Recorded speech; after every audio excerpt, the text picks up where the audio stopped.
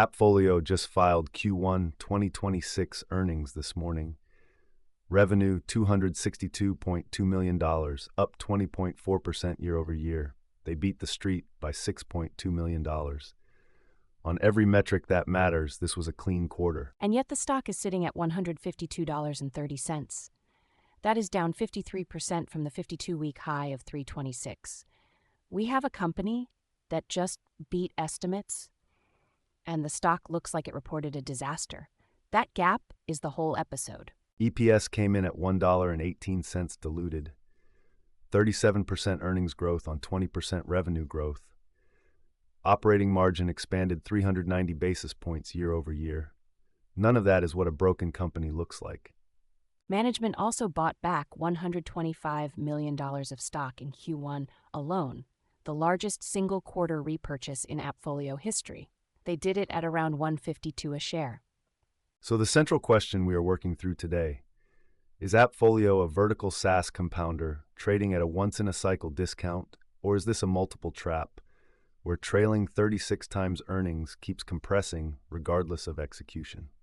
Growth gem versus value trap. That is the frame for the next 20 minutes. Ticker F.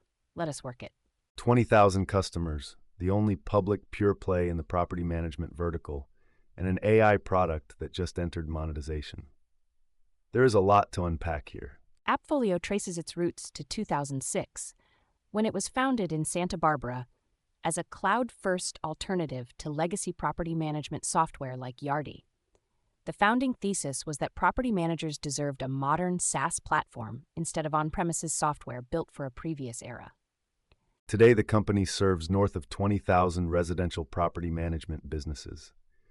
Everything from owner-operators managing 50 units to large multifamily portfolios managing tens of thousands. Deeply embedded workflow software with high switching costs once implemented. Revenue splits two ways. The core platform is the subscription layer. Value-added services, or VAS, is payments, tenant screening, renter's insurance, and financial workflow tools. The mix is roughly 50-50 right now, with VAS growing faster. VAS is the flywheel that makes this business compound differently from a pure subscription model. Every time a property manager adds doors to the portfolio, the payments volume and screening volume inside the platform scales with it. That is per customer monetization growing with portfolio size. The newest product is Realm X, their generative AI assistant. It automates tenant communication, maintenance triage, lease abstraction, and reporting. They just moved it from a free bundled feature to a paid premium tier.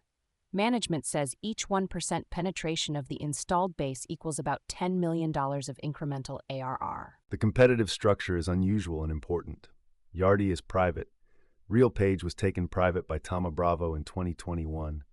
Buildium is a RealPage subsidiary. Entrata is private equity backed. AppFolio is the only publicly traded pure play in residential property management SaaS. Shane Trigg has been CEO since January 2023. He came from Salesforce, where he ran the industry cloud group as executive vice president.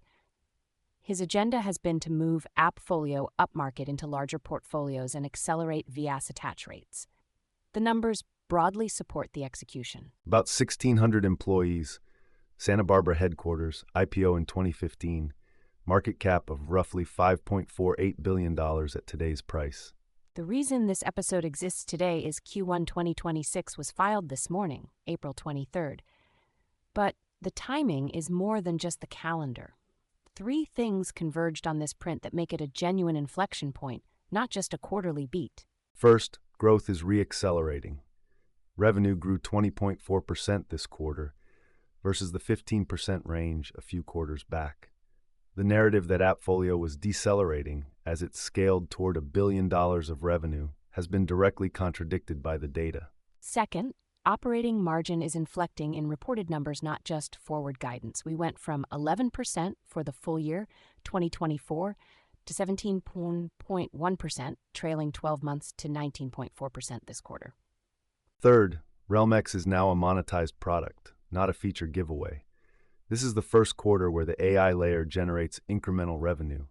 The market has not fully priced what compounding at 10 million per % of penetration actually means over 2 or 3 years.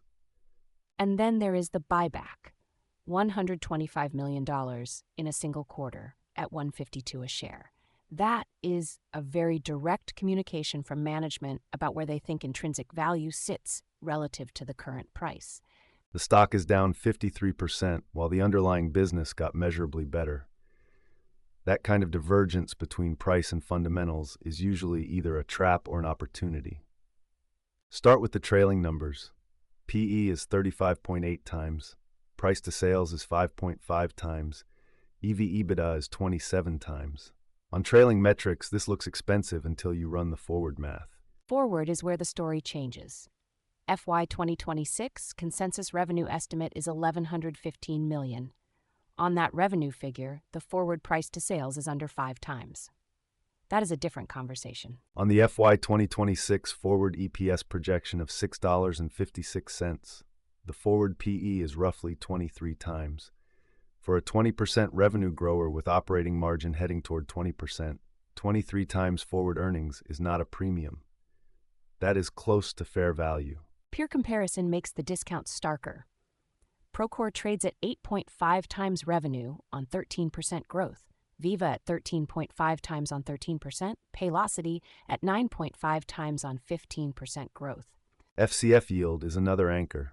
Trailing 12-month free cash flow is $233.9 million on a $5.48 billion market cap.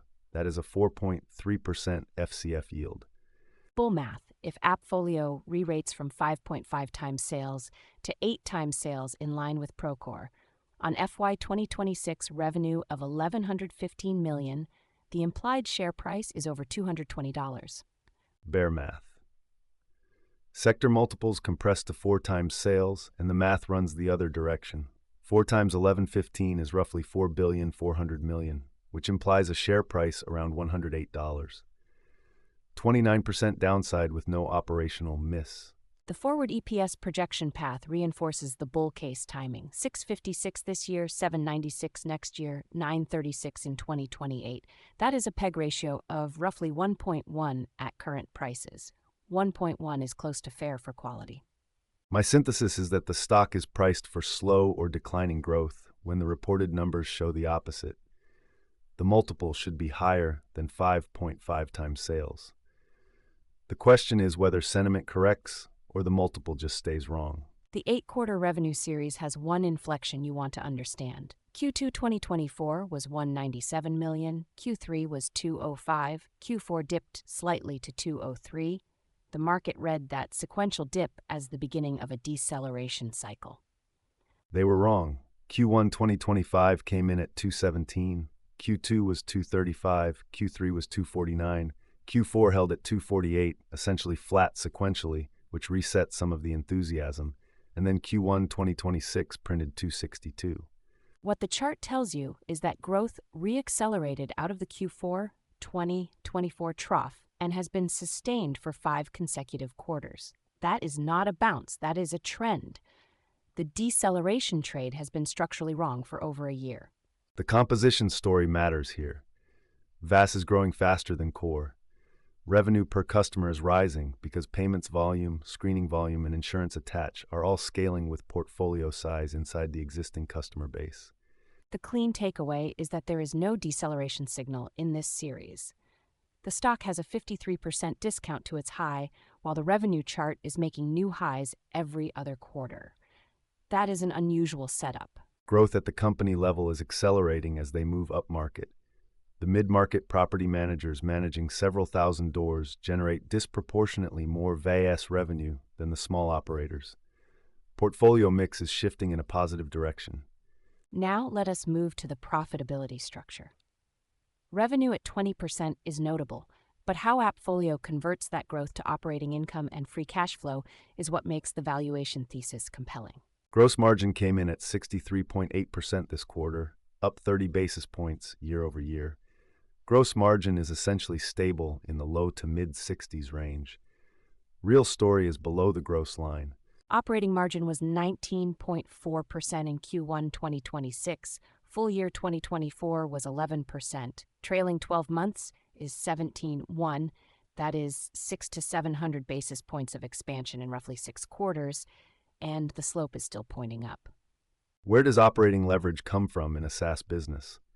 Sales and marketing efficiency as brand recognition reduces the cost per new logo and inbound starts to deflect expensive outbound. Research and development costs leveling as the core platform matures. Free cash flow trailing 12 months is $233.9 million on $995 million of revenue. That is a 23.5% FCF margin. Q1 free cash flow was only $34.1 million, which looks light. Q1 is seasonally the weakest cash quarter because of working capital and bonus payments. The trailing 12-month number is the one that tells the true cash generation story. Consensus has operating margin reaching 20% or better by FY 2027. At the current run rate, they are ahead of that pace. If they print 22% operating margin by mid-2026, the earnings estimate revision cycle starts doing real work on the share price. And because SBC is 17 to 18 million per quarter, the gap between GAAP operating income and cash generation is smaller than it looks. The business is genuinely converting revenue to cash. Balance sheet first. Cash and short-term investments, $151.7 million. Long-term investments, another $77.7 million. Total liquid assets, $229 million. Total debt, only $32 million. Net cash position of $115.4 million. Total equity, $470 million. There is no leverage story to underwrite, no refinancing risk, nothing to worry about on the liability side of the balance sheet. Now the interesting part. $125 million of share repurchases executed in Q1 2026, largest buyback quarter in company history. They deployed that at around $152 a share. The signal is explicit. Management is spending balance sheet cash at a price they believe represents a significant discount to intrinsic value. The buyback is not symbolic at $125 million. That is a commitment. And it is self-funded. Trailing 12-month free cash flow is $234 million. The buyback is not financed with debt. It comes from operations. That matters because it means the program is sustainable. Share count is declining. Diluted shares were 35.8 million at quarter end versus 36.6 million a year ago. That is 2 to 3% annual reduction. Per share earnings grow faster than total earnings because the denominator is shrinking. Three-way compounding structure. Revenue grows 20%, operating margins expand, share count contracts. The per-share earnings power grows meaningfully faster than just revenue. That is the compounding mechanics of the bull case in simple form. Q1 2026 line by line.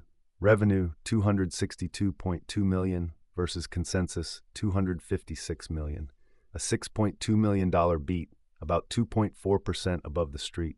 EPS diluted $1.18 versus consensus $1.14. And the year-over-year comparison is from 86 cents in Q1 2025. 37% EPS growth on 20% revenue growth. That is the signature of operating leverage, not cost cuts. Gross profit was $167.2 million at 63.8% margin. Operating income $50.7 million at 19.4% margin. EBITDA $58.1 million at 22.2%. The one flag is stock-based compensation. $18 million in the quarter on $42.4 million of GAAP net income. That is 43% of GAAP earnings effectively funded by equity issuance. Guidance was reiterated, not raised. After a 2.5% revenue beat and a near 20% operating margin quarter, some analysts will want to see numbers move up. Management held the line. Read that as conservatism or as uncertainty depending on your prior. Trig's prepared remarks were steady.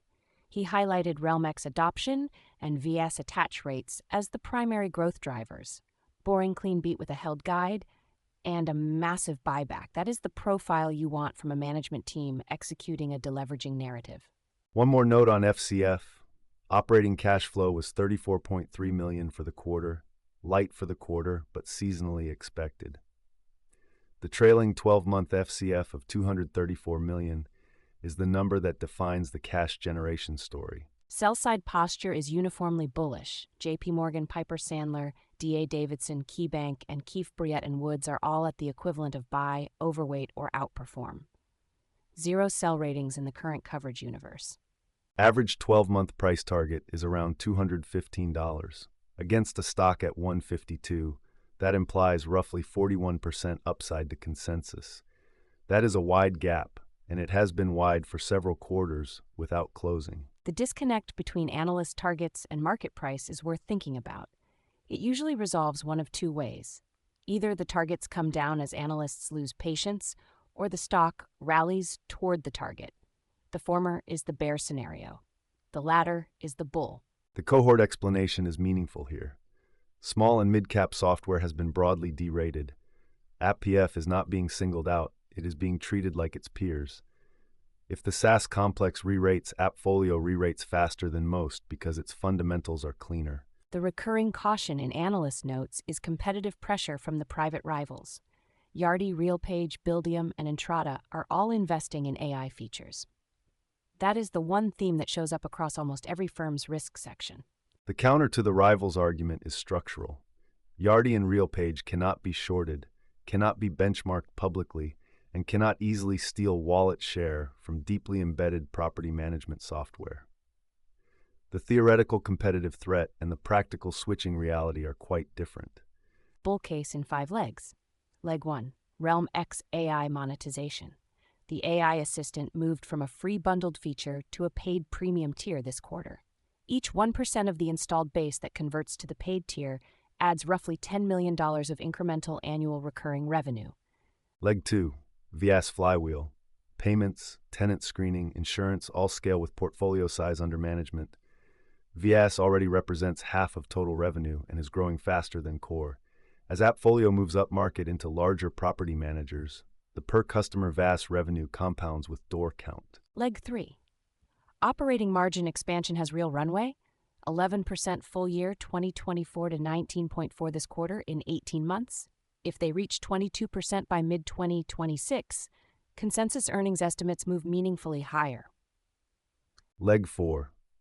Buyback at trough valuation. $125 million repurchased in a single quarter at historically depressed levels. Management is deploying the balance sheet with conviction at a price they believe represents a major discount to intrinsic value. Leg 5, structural scarcity. AppFolio is the only publicly traded pure play in its vertical. Every institutional portfolio that wants exposure to residential property management software has exactly one option. That scarcity creates a structural floor on the multiple over time. Stack all 5 over 3 years. 20% revenue growth, 200 basis points of annual margin expansion, 2 to 3% annual share count reduction, plus a multiple re-rate from 5.5 times sales toward the peer average of 8 to 9 times. The key swing factor is Realm X. If 10% of the installed base converts to the premium AI tier by the end of 2026, that is $100 million of incremental high-margin ARR. Bear case starts with multiple compression math. If the sector continues to derate and AppFolio's multiple moves from 5.5 times to 4 times sales, the implied stock price is around $108. That is 29% downside with no operational failure. Second bear risk. Private competitors have structural advantages AppFolio cannot replicate. RealPage, under Thoma Bravo, operates without quarterly earnings pressure and can invest aggressively in pricing or features. Yardi has deep pockets and family ownership with multi-decade investment horizons. AppFolio answers to public shareholders every 90 days. Third risk is real estate macro dependency. AppFolio's revenue base is tied to residential rental activity and property transactions. A sustained housing freeze suppresses new customer formation and slows the vast transaction volumes inside the existing customer base. Fourth risk. AI differentiation has a narrow time window. Realm X is real and monetized today, but the first mover advantage in vertical SaaS AI is probably 12 to 18 months, not 5 years. Foundation models are accessible to every competitor. Yardi, Entrata, and Buildium are all building comparable tools. Fifth risk. Stock-based compensation is a hidden drag. $18 million per quarter at a depressed stock price means more shares issued per dollar of talent retention cost. The dilution math is tighter than headline free cash flow suggests. Put the 5 risks together and the value trap scenario is coherent. Numbers stay fine. The multiple grinds from 5.5 times toward 4 times. Competitors narrow the product gap. Macro headwinds limit top-line acceleration. 2 flat years while telling yourself the thesis is intact. The bear case is that Appfolio is a bad business. The bear case is that the stock can be dead money for longer than most portfolios can tolerate. That is a real risk, not a theoretical one. Here's where I land. At 152, this is an asymmetric setup with more upside than downside, peg around 0.1 on a 20% grower with expanding margins and a net cash balance sheet. The Q1 print validates the thesis. The buyback says management agrees. I am bullish. Where I land is more cautious. The stock already proved it can trade at 36 times trailing earnings and still go down 53%. Patience at a slightly better entry gets you the same thesis with less downside. Trigg said on the call, quote, "Our Q1 results demonstrate the strength of our platform and the growing adoption of Realm X and our value-added services. We are delivering meaningful value to our customers and generating strong financial returns for our shareholders," end quote. I hear the same words and I note that guidance was reiterated, not raised, after a beat that large. That tells me management sees the same macro uncertainty I do. They are confident in execution, but cautious on the environment. I share that caution. We both agree on the business quality. We disagree on whether today's price is compelling enough to own with urgency. That tension is actually the most intellectually honest thing we can offer on this name. Neither of us is making a buy or sell recommendation. The analytical conclusion is that Appfolio is a high-quality compounder at a discount to its peer group, with real two-sided risk on timing and multiple. The file deserves to be open on your desk. This episode is for informational and entertainment purposes only and does not constitute financial advice. Always conduct your own research or consult a licensed financial advisor before making any investment decisions. The views expressed are those of the hosts and do not represent the positions of any affiliated entity. Thank you for listening. Ooh-wee-doo! That ticker tape starts dancing fast. A bull market thrill that's built to last. Dividends are ringing up the swing. Listen to that sweet ka-ching. It's a Wall Street swing. That fast-paced rhythm makes you sing. Yeah, the Wall Street swing.